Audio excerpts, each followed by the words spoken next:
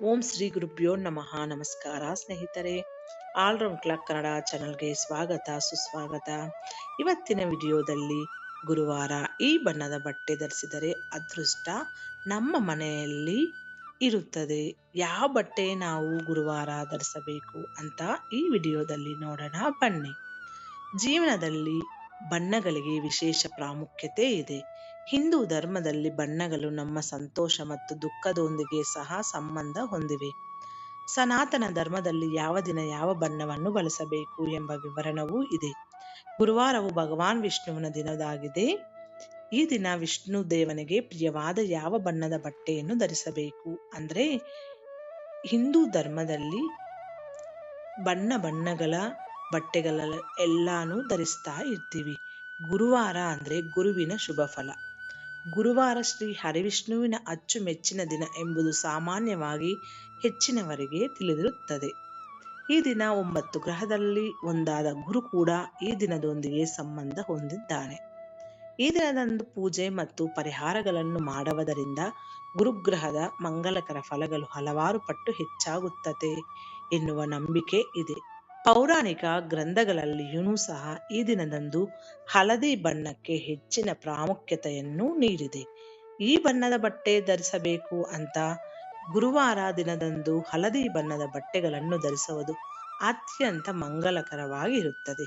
ಈ ದಿನ ಹಳದಿ, ಕಿತ್ತಳೆ ಮತ್ತು ಕೇಸರಿ ಬಣ್ಣಗಳನ್ನು ಸಹ ಧರಿಸಬಹುದು.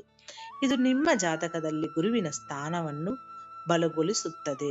ಗುರು ದೋಷದಿಂದ ಬಳಲುತ್ತಿದ್ದವರು ಪ್ರತಿ ಗುರುವಾರ ತಪ್ಪದೆ ಈ ಬಣ್ಣಗಳ ಬಟ್ಟೆಯನ್ನು ಧರಿಸಬೇಕಾಗುತ್ತದೆ.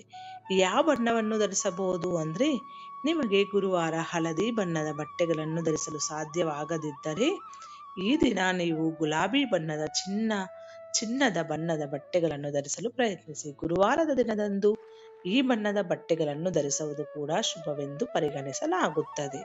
ಗುರುವಾರದಂದು ಹಳದಿ ಬಣ್ಣವನ್ನೇಕೆ ಧರಿಸಬೇಕು ಅಂದ್ರೆ, ಗುರುವಾರದಂದು ಹಳದಿ ಬಣ್ಣವನ್ನು ಧರಿಸುವುದರಿಂದ ಗ್ರಹಗಳ ಕೆಟ್ಟ ಪ್ರಭಾವದಿಂದ ಪರಿಹಾರ ಸಿಗುತ್ತದೆ ಮತ್ತು ನಿಮ್ಮ ಅರ್ಥಕ್ಕೆ ನಿಂತು ಹೋದ ಕೆಲಸಗಳು ಪೂರ್ಣಗೊಳ್ಳುತ್ತದೆ. ಹಳದಿ ಬಣ್ಣವನ್ನು ಸಂತೋಷದ ಸಂಕೇತವೆಂದು ಹೇಳಲಾಗುತ್ತದೆ.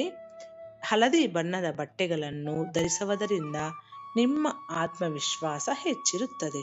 ಗುರುವಾರ ಹಳದಿ ವಸ್ತುಗಳನ್ನು ದಾನ ಮಾಡುವುದರ ಪ್ರಯೋಜನವೇನೆಂದ್ರೆ, ವಿಷ್ಣುವಿನ ಆಶೀರ್ವಾದವನ್ನು ಪಡೆಯಲು ಗುರುವಾರ ಹಳದಿ ವಸ್ತುಗಳನ್ನು ದಾನ ಮಾಡುವುದು ತುಂಬಾ ಮಂಗಲಕರವೆಂದು ಪರಿಗಣಿಸಲಾಗಿದೆ.